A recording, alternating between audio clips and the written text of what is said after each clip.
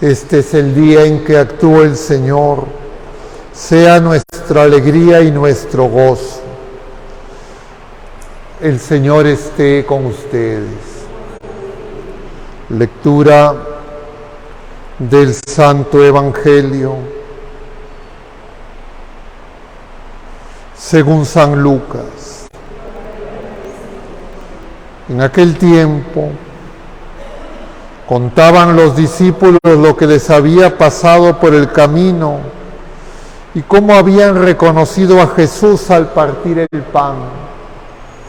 Estaban hablando de estas cosas cuando se presenta Jesús en medio de ellos y les dice: paz a ustedes. Llenos de miedo por la sorpresa, creían ver un fantasma. Él les dijo: ¿por qué se alarman?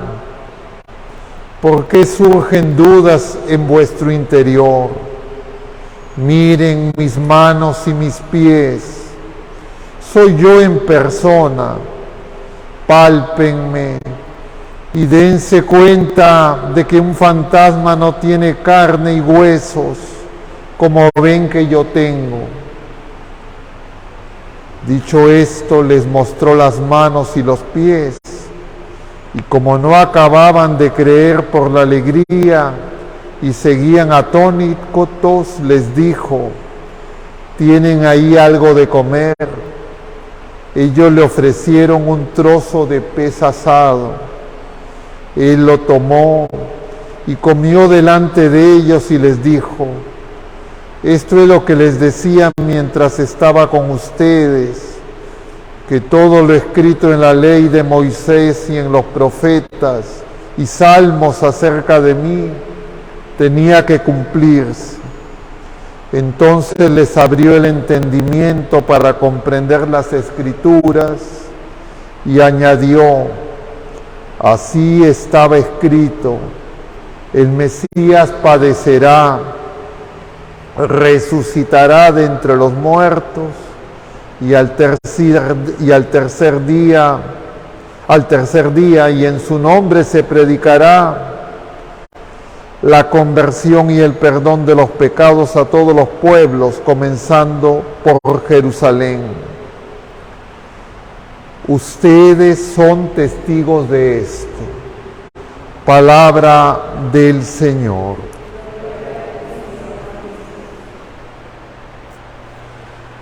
Tomen asiento un momento, queridos hermanos. Estamos por segundo día consecutivo contemplando estos pasajes del capítulo 24 de San Lucas que nos hablan de las apariciones del resucitado a los discípulos de Maús. Entonces ya vamos completando un conjunto de apariciones, las que relata Mateo, a las mujeres, las que relata Juan, a Magdalena y la fe del discípulo amado que vio y creyó, y desde ayer estas de San Lucas, que da un paso más, porque la manifestación es ya todos los discípulos reunidos en el cenáculo. Y conviene que algunas cosas tengamos en mente. Y la primera es la que desde la misma vigilia se nos decía: es que toda persona que tiene un encuentro con el resucitado tiene el deseo ardiente de testimoniar ese encuentro. No es algo que nadie quiere ni puede guardar para sí mismo. Es el pan partido.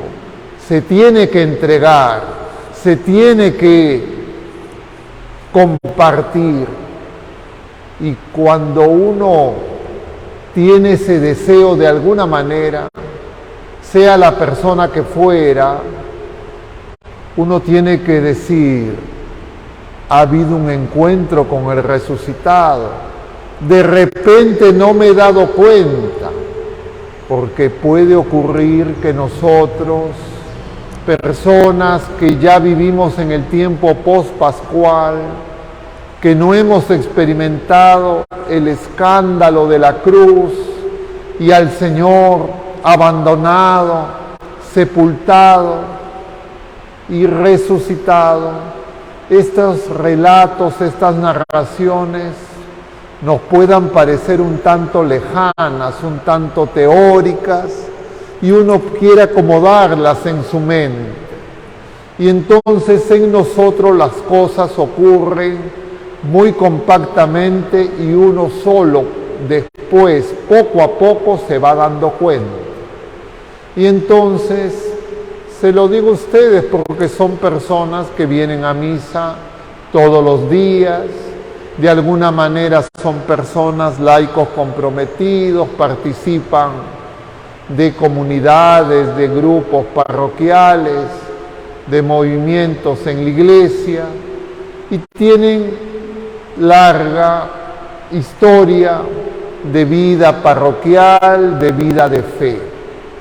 Y entonces, claro, nosotros no estamos en el caso idéntico a María Magdalena, a las mujeres que fueron a buscar el cuerpo de Jesús, no estamos en el caso idéntico de los apóstoles que corrieron, no estamos en el caso idéntico de esos hombres, discípulos, Cleofás y su acompañante que ya salían desanimados. La realidad nuestra es distinta. Y nosotros hemos recibido la fe por el testimonio de otras personas, principalmente en nuestra familia, y a veces son testimonios, diríamos, no tan claros, pero todos ya desde el bautismo hemos tenido el encuentro con el resucitado. Lo hemos vuelto a tener cada vez que recibimos los sacramentos, pero puede ser que todavía no pasa nada en muchas personas que nosotros conocemos y tenemos que descubrir, identificar qué pasó en nosotros, cómo se abrió el entendimiento, de qué manera nuestra vida ha cambiado. Puede ser que todavía no haya cambiado, puede ser que simplemente sea que una y otra vez repetimos las cosas, nos parece que están bien, pero no hay un fuego que arde en nuestro corazón. Y entonces esta octava es para que nosotros, escuchando, viendo el testimonio de la Iglesia naciente, podamos entender nuestra propia experiencia personal con Jesucristo, la persona del Hijo único glorificado, ascendido a los cielos, no asunto. Y entonces eso parte de los sacramentos de manera, diríamos, objetiva, certera, pero a veces los sacramentos, cuántas personas yo conozco que han recibido el bautismo, la primera comunión, la confirmación, el sacramento del matrimonio, incluso el sacramento del orden, y para ellos es bueno acumular más cosas. Y entonces esperan a ver qué día hay una solemnidad, qué día el templo se llena, qué día el coro, el incienso. Y les falta ese encuentro. El Señor quiere que lo tengamos. Se nos dan algunas pistas. No está así todo, no es un manual. A ver, el manual del encuentro con el Señor y saber reconocerlo. No es así. Porque la experiencia de cada persona humana es distinta. Podemos tener y compartir entre grupos de personas cosas parecidas, pero cada uno lo vive en una experiencia única y singular, que sin embargo está unida a la experiencia universal que la Iglesia nos enseña. Dicho esto, quisiera que contemplemos este pasaje. Y entonces, lo primero es que no es lo mismo porque nosotros no hemos sido testigos de la resurrección. Nosotros somos testigos del encuentro con Jesucristo resucitado. Es decir, la resurrección la ha vivido Jesucristo. El encuentro con el resucitado hace que nosotros descubramos que nosotros también seguimos un camino y que ese camino incluye muerte y resurrección, que ya empezó en el bautismo y que se va desplegando lentamente y que tiene algunos elementos que nos faltan. Uno, lo que experimentan estos dos amigos, de alguna manera decepción, de alguna manera dolor, de alguna manera frustración, de alguna manera lágrimas, como le experimenta María Magdalena, la confusión de Pedro, el discípulo amado. De alguna forma eso ocurre en la vida de todas las criaturas humanas. Entonces nosotros tenemos que detenernos un momento y pensar: ¿cuántas veces me he sentido agobiado, desanimado, decepcionado, ya impotente ante las circunstancias que me ocurren, sean las que sean? Y eso es parte de la experiencia vital de todos los seres humanos. Lo que nosotros sabemos es que cuando eso ocurre en alguna persona, el Señor está ahí. Y entonces nosotros, en nosotros mismos, en nuestros seres queridos, en las personas más cercanas que podemos conocer, su historia, su experiencia y su biografía de alguna manera, tenemos que examinar para darnos cuenta cómo fue esa presencia, si fue reconocida o fue ignorada, porque pueden darse las dos posibilidades. Y luego, cuando uno reconoce esa presencia, cuando uno empieza a entender esa presencia, aparece un gozo. Y ese gozo lleva a querer reunirse, a querer compartir, no a querer encerrarse en uno mismo, no a querer alejarse, sino al contrario, al encuentro y al reencuentro, si es que hubo división, si hubo resentimiento, si hubo alguna circunstancia que nos alejaba de los demás. Y eso es lo que ahora están viviendo ellos. Y se da cuenta que no solo eran los discípulos de Maús que tienen algo que contar, también Simón tiene algo que contar, también las mujeres, y están ahí contándose. Dice, hablando de estas cosas. Y hablando de estas cosas, se manifiesta el Señor. Ahora estamos hablando de estas cosas. Y ahora también se manifiesta el Señor. Porque en cada misa, en cada sacramento, hablamos de estas cosas.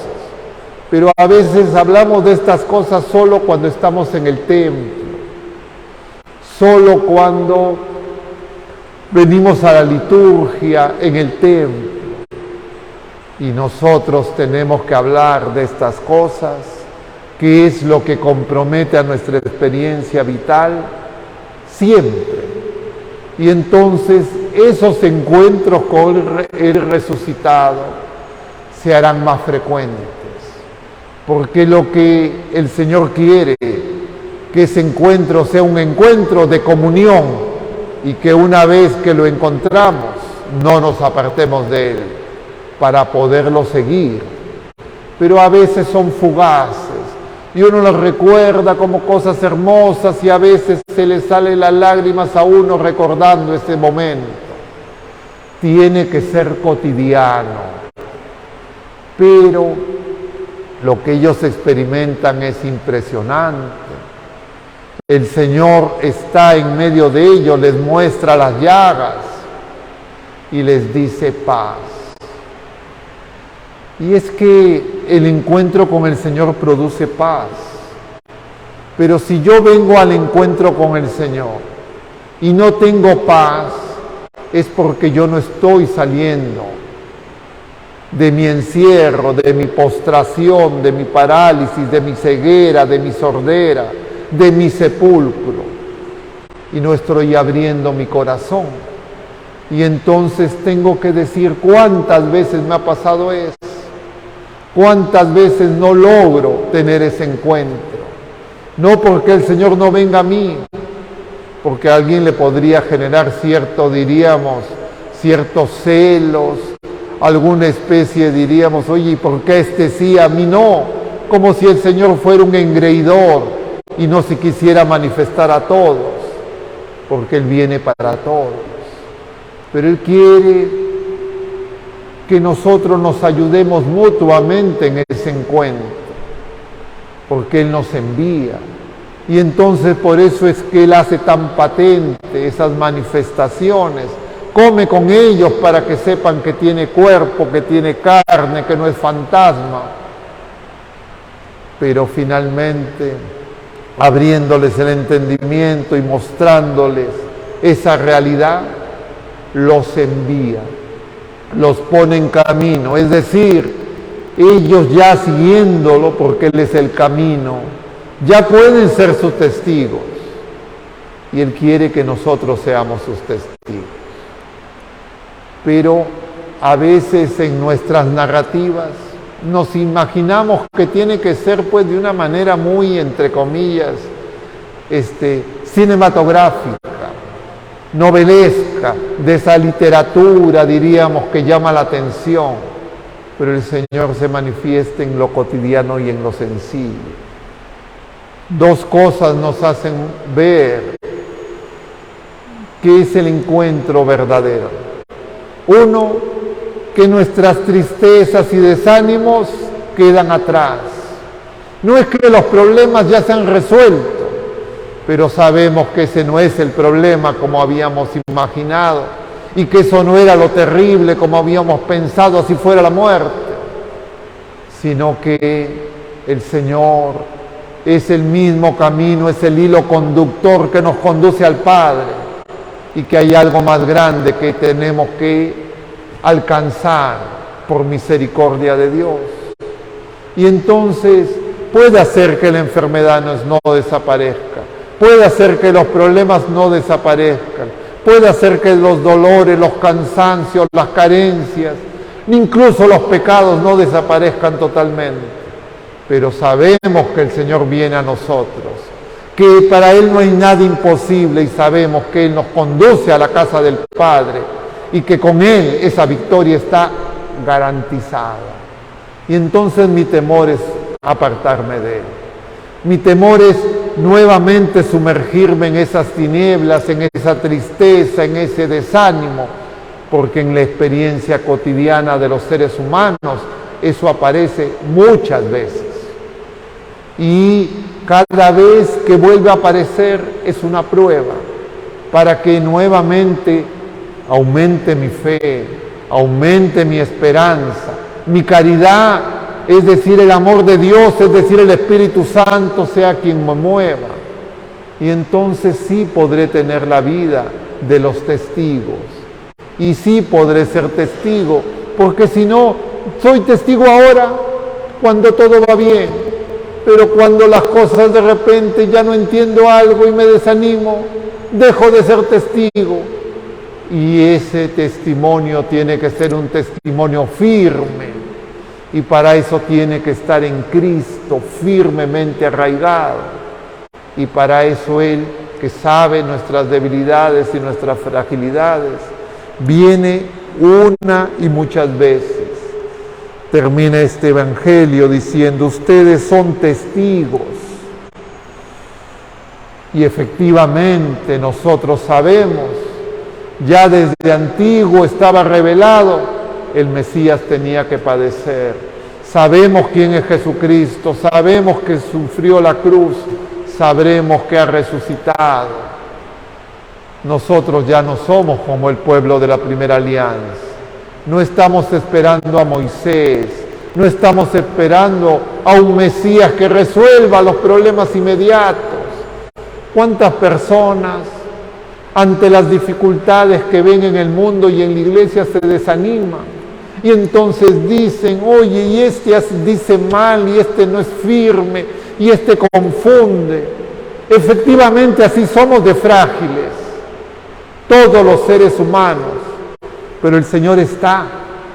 Entonces el problema es que en lugar de ponernos a hacer comentarios sobre las fragilidades de los demás, no nos demos cuenta que ese discurso, esa narrativa, es porque nosotros no entendemos todavía quién es Jesús, quién es al quien seguimos, quién es el vencedor.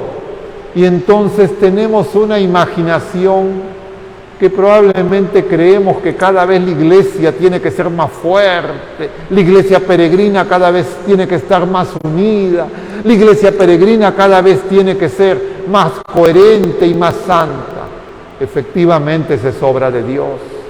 El Señor la va a realizar, pero para eso la iglesia también tiene que pasar por la pasión, por el anonadamiento, por la experiencia de las tinieblas, para poder participar de la experiencia de la resurrección. No como institución en general y en abstracto, sino como cada uno de nosotros.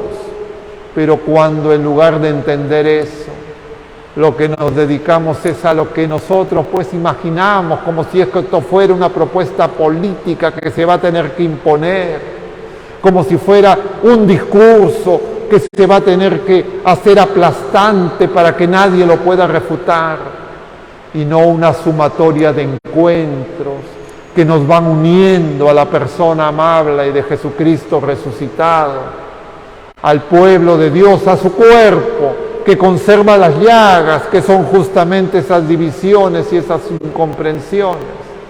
Y entonces aparecerán nuevos desánimos, aparecerán nuevos motivos de discusión, nuevas babeles.